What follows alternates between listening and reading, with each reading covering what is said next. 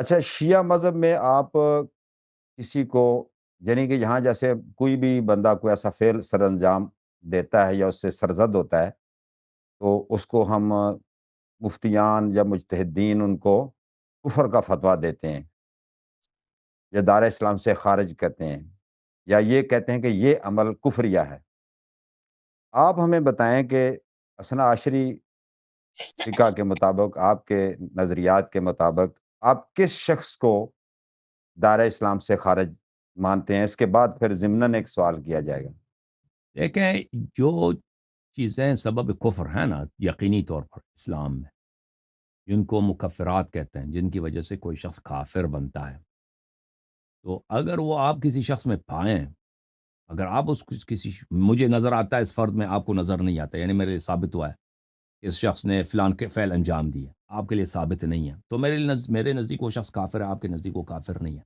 اہم بات یہ ہے کہ وہ مکفرات جو ہیں وہ یقینی ہونے چاہیے، قرآن و سنت میں جو وارد ہوئی ہیں، کہ فلان شخص اگر یہ اللہ کو گالی دے، یا نبی صلی اللہ علیہ وسلم کو گالی دے، یا قرآن کی کسی آیت کی مخالفت کرے، یا رسول اللہ صلی اللہ علیہ وسلم کا مذاق اڑائے، یا کسی بھی پیغمبر کا مذاق، یا اس طرح قرآن یا اس طرح کی باتیں ہیں، جو بھی بہت ساری باتیں ہیں جو سبب کفر بنتی ہیں، ان میں سے اگر وہ مرتکب ہو جائے تو بلا شک بلا ریب وہ شخص حقیقت میں کافر ہے۔ اب بہت دفعہ ہوتا ہے کہ لوگ خفا میں کرتے ہیں نا، دوسروں کو پتہ نہیں چلتا، لیکن جس شخص کو پتہ چلا اس کے نزدیک تو وہ کافر ہے نا۔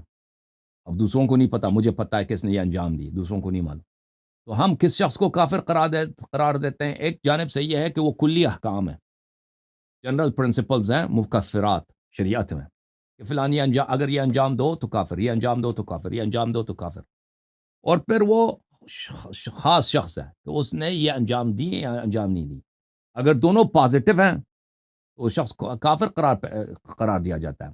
لیکن اس صورت میں کہ واقعاً اس شخص نے انجام دی ہو، اب کسی مفتی کے فتوے سے کوئی شخص کافر نہیں بنتا، مفتی لاکھ فتویٰ دے دینا، فتوے کی کوئی اہمیت ہی نہیں ہے۔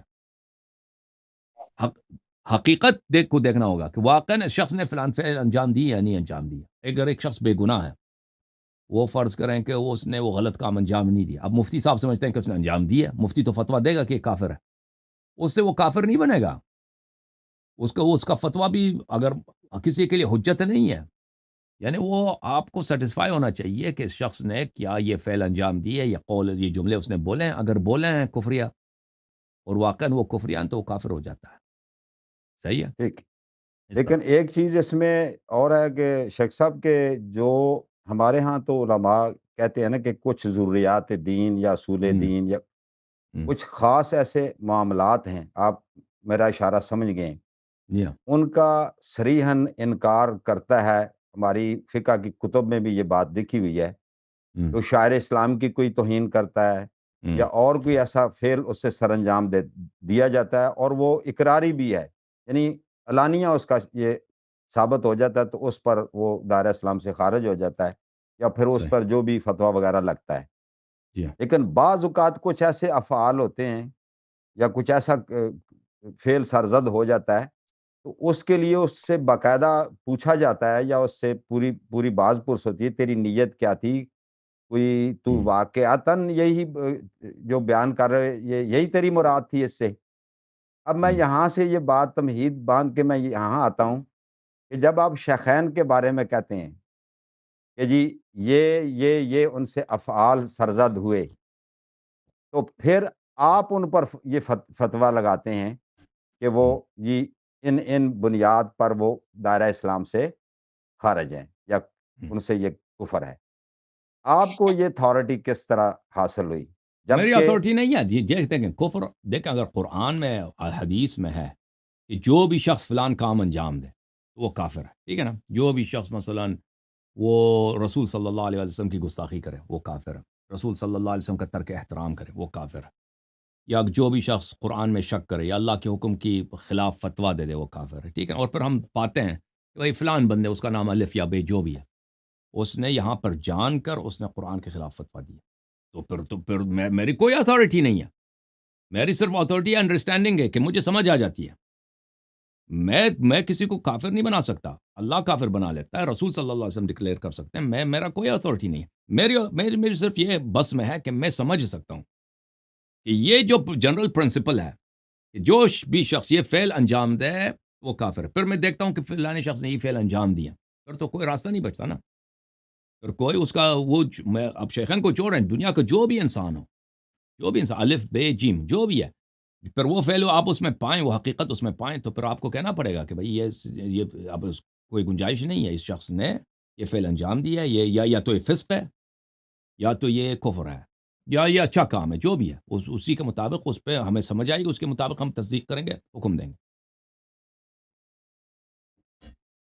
جس طرح قرآن مجید میں اللہ تعالیٰ نے بارہا مختلف مقامات پر فرمایا ہے، ارشاد باری تعالیٰ ہے کہ جیسے سورۃ بقرہ کے آغاز میں بھی ہے والذین یؤمنون بالغیب ہوں. ویقیمون الصلاۃ ومما رزقناہم ینفقون، اور اسی طرح ایک اور جگہ بھی ہے جہاں وہ مجھے آیت تو زبانی اس وقت یاد نہیں، حوالہ شاید آپ کے ذہن میں آ جائے، کہ جہاں اللہ تعالیٰ نے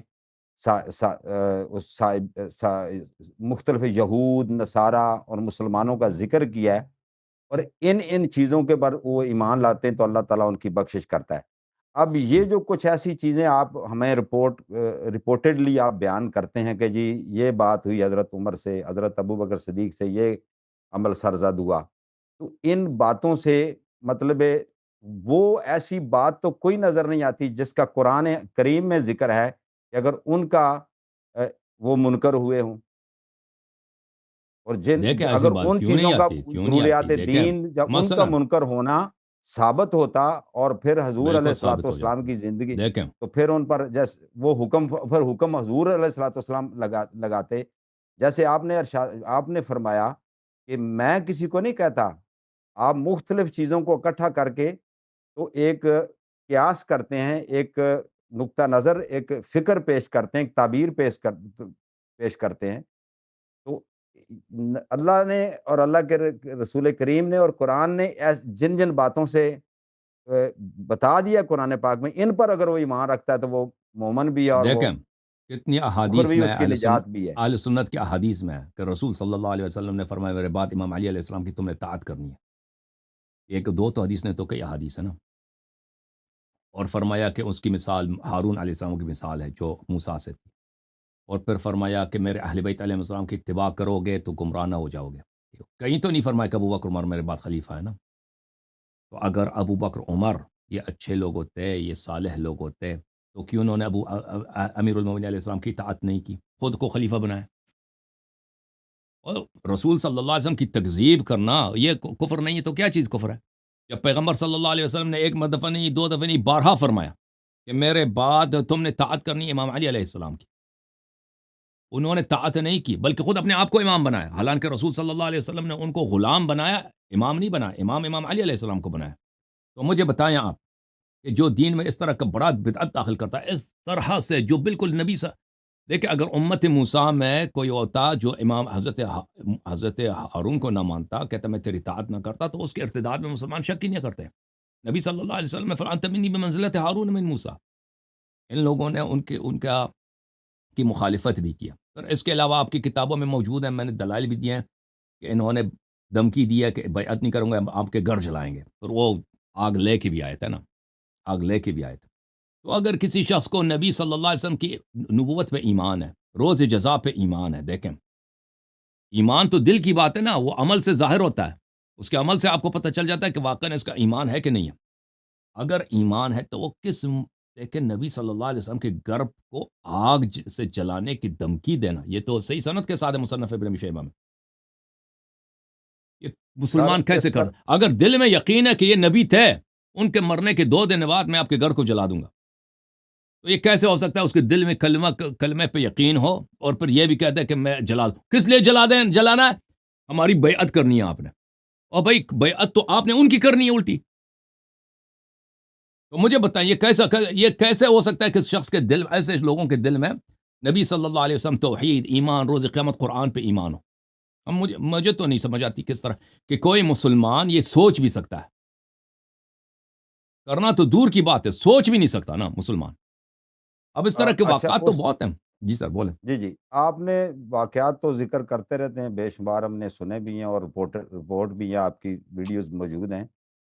تو اب سوال یہ ہے کہ جب وہ واقعات رونما ہوئے، اور جو آپ نے حوالہ دیا جس حدیث مبارکہ کا کہ بھی میرے بعد جو ہے مطلب یہ ولی ہیں، یہ میرے جس طرح میں آپ کا مولا ہوں، اسی طرح حضرت علی شیر خدا علل ہوں، وہ آپ کے ولی ہیں۔ تو اب حضور علیہ الصلوۃ والسلام تو چلے گئے، ہوں۔ تو اس کے بعد اگر آپ کچھ افعال رپورٹ کرتے ہیں اور ذکر کرتے ہیں، تو اس وقت کون ججمنٹ دے گا؟ کسی نے ججمنٹ دی ہے کہ ان سے یہ افعال سرزد ہوئے ہیں، ابو یہ بکر و تو عمر سے، تاریخ میں موجود ہے نا، عثمان تو سے، اور ہم یہ تو جو ہوئے تو ہیں، تو کس نے ججمنٹ دی؟ کسی امام نے؟ چلیں آپ کے امام منصوص ہیں من اللہ ہے، کسی امام نے لاؤڈلی عرض کلیئرلی کریں نا، صریح صاف جب بھی یہاں پہ قطعی؟ مناظرہ ہوتا ہے نا، یہ تو یہ ہوتا ہے کہ فلان شخص نے کیا فلان فعل انجام دی یا انجام نہیں دیا۔ اگر اس نے انجام نہیں دیا تو وہ مبرہ ہے، بات ہی ختم۔ اگر انجام دی ہے تو ایسے فعل کا انجام دینے والے کا حکم کیا ہے؟ صرف وہ گناہ ہے، ایک فسق ہے، بس یہ معصیت ہے، اللہ معاف بھی کر سکتا ہے، ٹھیک ہے نا، یا یہ وہ کفر ہے۔ تو اس کے متعلق ہم تو بغیر دلیل کے نہیں بیٹھتے نا بھائی، آپ کے علماء جب آتے ہیں ان سے مناظرہ ہوتی ہے، ٹھیک ہے نا۔ تو اب شیخین کے متعلق ان کے کہ انہوں نے ان سے ان کے متعلق اہل بیت علیہ السلام کے اقوال کیا، یہ تمہاری کتابیں بڑی پڑھی ہیں، اور آپ کے اپنے صحیح مسلم میں بھی ہے کہ امام علی علیہ الصلوۃ والسلام کاذبان آثمان غادران خائنان، امام علی علیہ السلام شیخین کو کاذب، عاصم، غادر اور خائن، جھوٹے، گنہکار، اسلام کا غدار اور اسلام کا خائن سمجھتے، یہ تو صحیح مسلم میں ہے۔ امام اچھا، علی علیہ الصلوۃ والسلام خود عمر خود اعتراف کر رہے ہیں، عمر صاحب کہتے ہیں کہ آپ ابو بکر کو بھی یہی سمجھتے تھے، مجھے بھی یہ سمجھتے ہیں کہ ہم غدار ہیں دین کے، نبی صلی اللہ علیہ وسلم پہ ہم نے جھوٹی احادیث افترا کی ہیں، وہ یہ تو خود وہ اپنی زبان سے کہہ رہے ہیں نا۔ نہیں، وہ تو یہ وہ تو آپ کی کہنا، کتاب ہے۔ ہوں، کوئی ججمنٹ دیں نا، ججمنٹ کس کی ہے؟ جیسے کوئی ایک فیصلہ ہے، ایک فتویٰ جس کو آج کی زبان میں کہتے ہیں، ہوں۔ کس کا فتویٰ ہے؟ تو ہمارے احادیث میں، اہل بیت علیہ السلام کے احادیث میں بے نہایت زیادہ ہے کہ ایک شخص جو اگر اس کو اللہ نے امام نہیں بنایا، وہ امامت کا ادعا کرتا ہے تو وہ کافر ہے، یہ احادیث بہت زیادہ ہیں۔ اور جو اس کو جہنمی نہیں سمجھتا وہ بھی خود بھی کافر ہے، ٹھیک ہے نا۔ اور جو وہ اس شخص کو جو جس کی امامت اللہ کی جانب سے ہے، اس کو امام نہ مانے، وہ بھی جہنمی ہے، وہ بھی کافر ہے، یہ احادیث بہت زیادہ۔ اور شیخین کے اس متعلق میں کہ دیکھیں شیخین کے متعلق کہ انہوں نے کیا کیا فعل انجام دی ہیں، ان کی تکفیر تو ماشاء اللہ اہل بیت علیہ السلام کی احادیث میں بہت ہی زیادہ ہے، بے حد و بے مثال ہے کہ فلان فعل انجام دیے وہ اس وجہ سے کافر ہے، فلان فعل انجام دیے اس کی وجہ سے حضرت زہرا سلام اللہ علیہ کی دشمنی، غصب امامت، دین میں بے شمار بدعتیں داخل کرنا، ظلم کرنا، بے گناہ لوگوں کو قتل کرانا، یہ تو اس میلہ ماشاء اللہ ہم اپنی کتابوں سے استدلال نہیں کرتے نا، اسی لیے کہ حجت نہیں ہے۔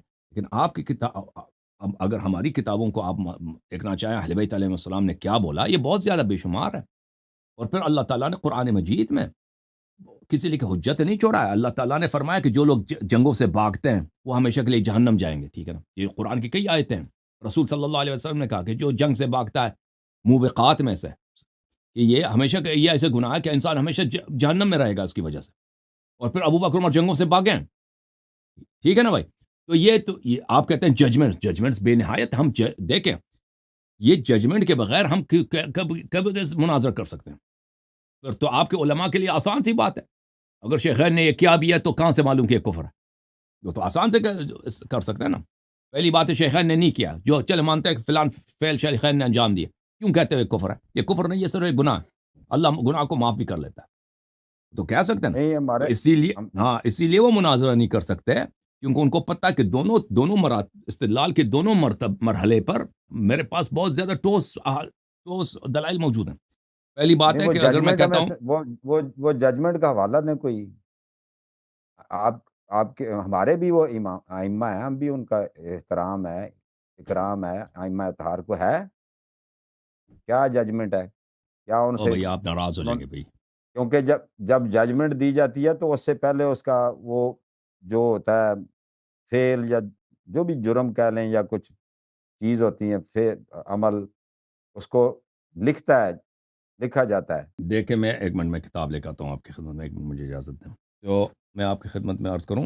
وہ جتنی دیر آپ حوالہ لے رہے ہیں اتنی دیر ایک اور بھی بات ہے کہ یہ آپ اس میں میری مطلب ناقص رائے کے مطابق آپ اس میں منفرد ہیں، ہمارے ہاں جو اہل تشیع دوست ہیں، احباب ہیں، ہمارے بھائی ہیں وہ، اور وہ خاص کر کے ایران میں وہ ایسا نہیں لکھتے، اور ان کے فتوے بالکل برعکس ہیں اس کے۔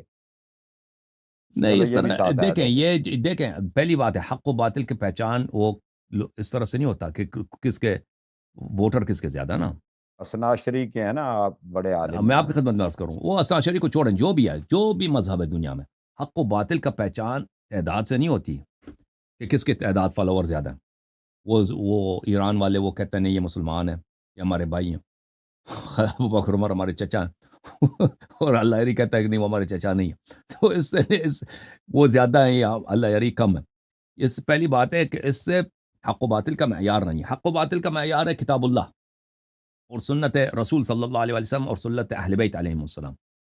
تو یہ آپ کے جو شیعہ مولوی ہیں نا، یہ دنیا کے بدبخت ترین جراثیم ہیں، کیونکہ اگر میں غلط ہوتا تو مجھے چیلنج کر لیتے۔ وہ کیوں چیلنج میں کرتے آپ مانتے نہیں ہیں نا، آپ مانتے نہیں ہیں، آپ وہ تو تو وہی میں تو ججمنٹ منتظر آپ ہوں۔ دیتے ہیں نا، اب ایک منٹ میں آپ ابھی قیاس ابھی کرتے یہ ہیں، آپ ججمنٹ دیتے ہیں۔ ابھی لے کے آتا ہوں ابھی بھائی، مجھے بھی اپنے نیچے میں گالیاں پڑ رہی ہوں گی، آپ، میں نے آپ سے سوال رکھے ہیں نا نیچے۔ کاظمی بھائی آ جاؤ، بتاؤ جی کاظمی صاحب، آپریٹر صاحب بتاؤ جناب۔ میں کہتے ہیں کہ چیلنج، میں ان کا چیلنج قبول نہیں کرتا جی۔ ایک منٹ کن کاظمی کا؟ صاحب، آپ ڈسو جی، تسی سانو ڈسو۔ یہ شیعہ مولوی ہم مجھ سے بھاگتے ہیں، میں ان کی چیلنج میں نے کبھی قبول نہیں کیا۔ کاظمی صاحب بات کریں آپ۔ السلام علیکم ورحمۃ اللہ جی۔ نہیں، علیکم السلام۔ الحمدللہ یہ کہ طارق امان صاحب اور رؤوف بھائی سب کو سلام۔ وعلیکم عرض السلام۔ یہ کہ ہم تقریباً 3-4 سالوں سے لگاتار اہل تشیع علماء کرام کے رابطے میں ہیں اور ان کو دعوتیں دیتے رہتے ہیں، اسپیشلی تقلید، مرجعیت، ولایت فقی، انقلاب ایران، جو بھی اختلافی موضوعات ہیں ود ان شیعہ سیکٹ۔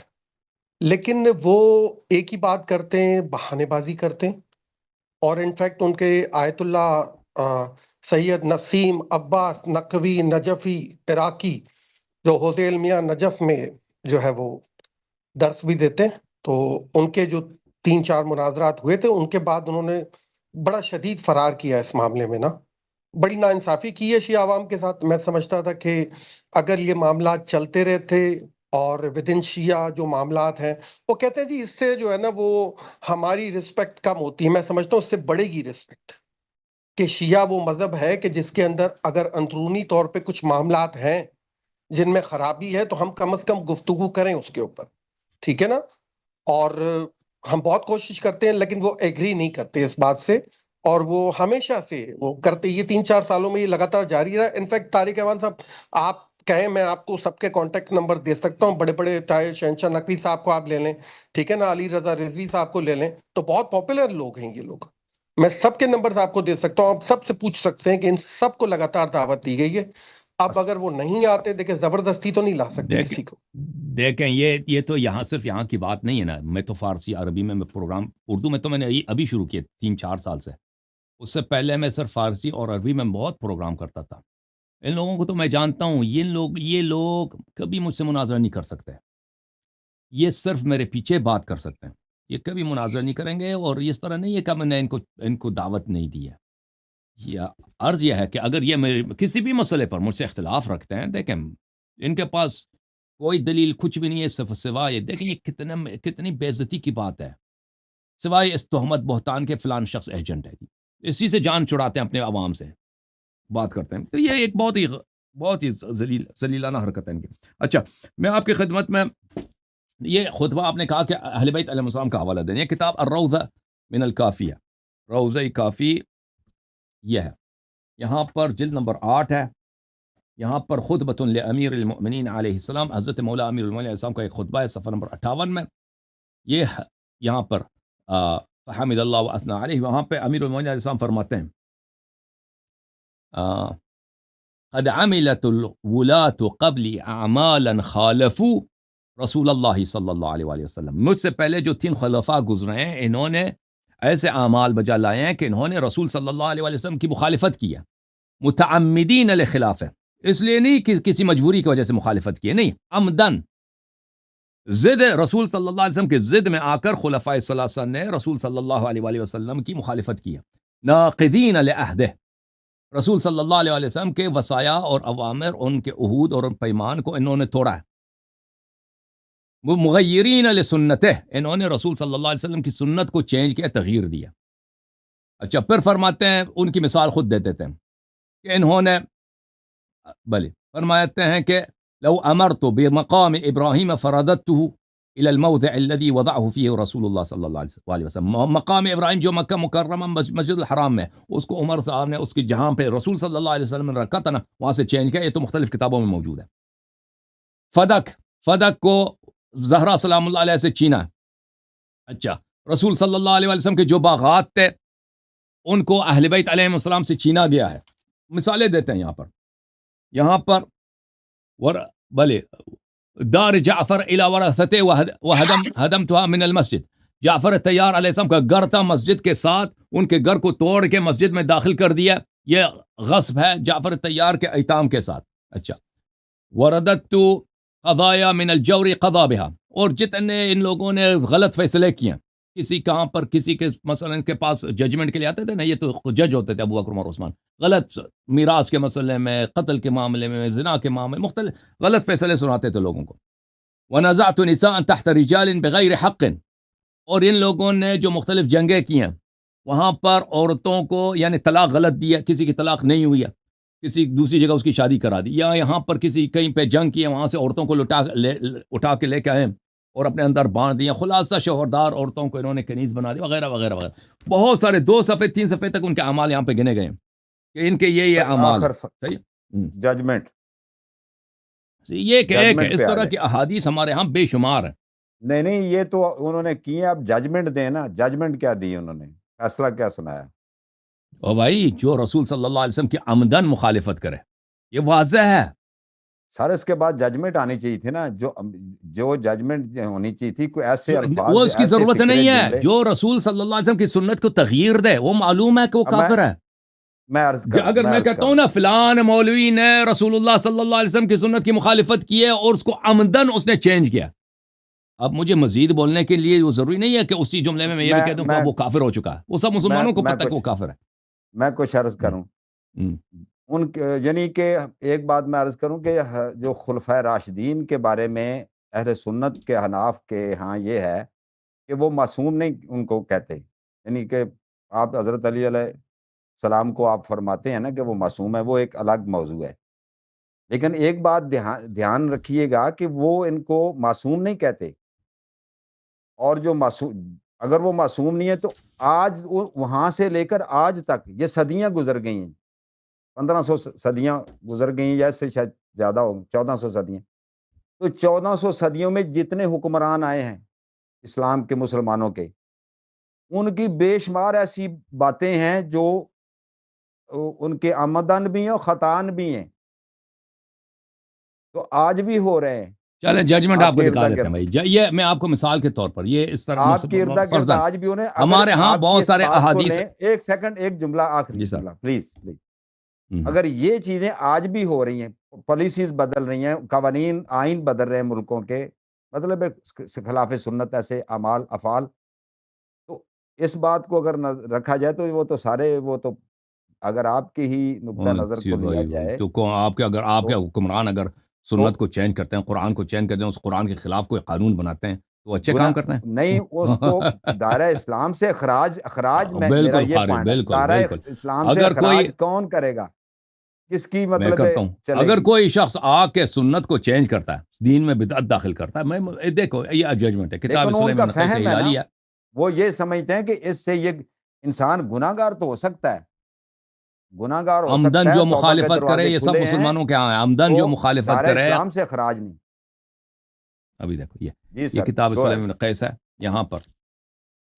یہاں پر امام علی علیہ السلام کی حدیث ہے. انہوں نے اچھا اذکرکم باللہ ایھا الاربعہ، یعنی ابا ذر یعنینی و ابا ذر والزبیر والمقداد. سلمان، ابو ذر، مقداد اور زبیر سے امیر المؤمنین علیہ السلام نے خطاب کر کے کہا، سمعت رسول اللہ صلی اللہ علیہ وآلہ وسلم، میں نے رسول صلی اللہ علیہ وسلم سے پوچھا، سنا کہ جہنم میں ایک صندوق ہے، ان تابوتا من نار فیہ 12 رجلا 6 من الاولین و 6 من الآخرین. اس میں 6 انسان ہیں پچھلے امتوں سے اور 6 انسان ہیں اس امت سے. اس امت میں 12 لوگ ہیں اس تابوت میں. یہ تابوت جہنم میں ہے. فی جب فی قعر جہنم، یہ ایک کھڈے میں ایک کنویں میں ہے جہنم کے بالکل گہرائی میں. فی تابوت مقفل، ایک صندوق میں ہے اور یہ صندوق پہ تالا لگا ہے. علی ذالک الجب صخرۃ، اس کنویں پہ ایک بہت بڑا پتھر ہے.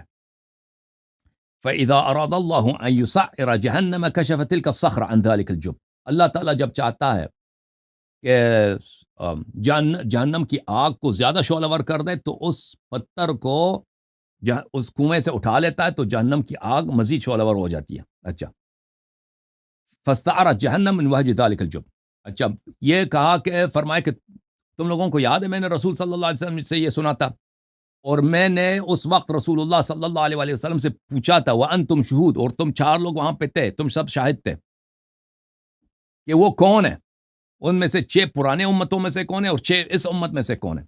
اما الاولون فابن آدم، ایک ان پرانے امتوں میں سے ایک قابیل ہے جس نے پہلے قاتل دنیا کا جس نے حابیل علیہ السلام کو قتل کیا. وفرعون الفراعنہ، اور سب سے بڑا جو فرعون تھا جس نے کہا تھا کہ میں اللہ ہوں، میں خدا ہوں. والذی حاج ابراہیم فی ربہ، اور وہ نمرود جس نے ابراہیم علیہ السلام کے ساتھ گفتگو کی تھی، کہا تھا کہ میں خدا ہوں.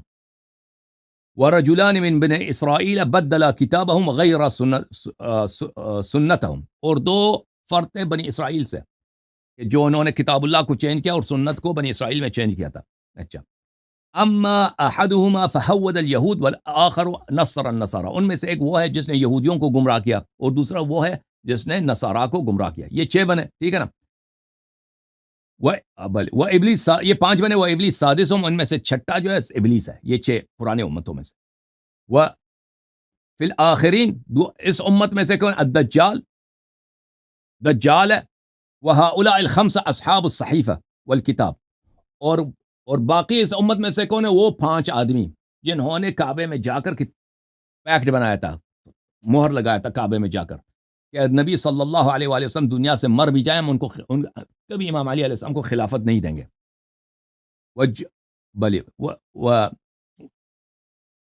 وجبتہم وطاغوتہم، یہ جبت اور طاغوت شیعہ جانتے ہیں کہ کس کی طرف اشارہ ہے. ان 5 جماعت مخالفین کا جبت اور طاغوت ہے. الذی تعاہدوا علیہ وتعاقدوا علی عداوتک یا اخی، یہ وہ لوگ ہیں جنہوں نے کعبے میں جا کر یا علی تیرے خلاف انہوں نے عہد کیا ہے، پیمان کیا ہے کہ رسول صلی اللہ علیہ وسلم مر جائیں تو ہم کبھی ان کو خلافت نہیں دیں گے. ان کا قریش کا جبت اور طاغوت ہے. وتظاہرون علیک بعد هذا وهذا حتى سماهم وعدهم لنا. تم چاروں کو یاد ہے کہ ان سب کا نام لیا رسول اللہ صلی اللہ علیہ وسلم نے اور دجال کے بعد ان 5 کا نام لے لیا ہمارے لیے. فقال سلمان فقلنا صدقت، سلمان نے کہا کہ ہم سب نے کہا کہ جی ہاں بالکل ہمیں یاد ہے رسول صلی اللہ علیہ وسلم نے یہ فرمایا تھا. نشهد ان سمعنا ذلك من رسول اللہ صلی اللہ علیہ وسلم، ہم نے بالکل یہ بات رسول صلی اللہ علیہ وسلم سے سنا تھا کہ جہنم کے نچلی ترین طبقے میں وہاں پہ کنواں ہے، اس کنویں میں ایک صندوق ہے، اس صندوق میں 12 لوگ ہیں. اس 12 لوگ میں 6 پرانے امتوں میں سے قابیل ہے، فرعون ہے، نمرود ہے، ابلیس ہے، اور 2 جس نے یہودیوں کو یہودی بنایا اور جس نے نصارہ کو نصرانی بنایا. اور اس امت میں سے 6 آدمی ہیں، ایک دجال اور 5 وہ جنہوں نے یہ عہد کیا تھا کہ رسول صلی اللہ علیہ وسلم کے امیر المؤمنین علیہ السلام کے خلاف کہ اگر وہ مر جائیں تو ہم ان کو خلافت کبھی نہیں دیں گے. یہ شیعہ حدیث میں اس طرح کی بہت زیادہ ہیں، اس طرح کے ججمنٹس. اچھا، ٹھیک ہے نا.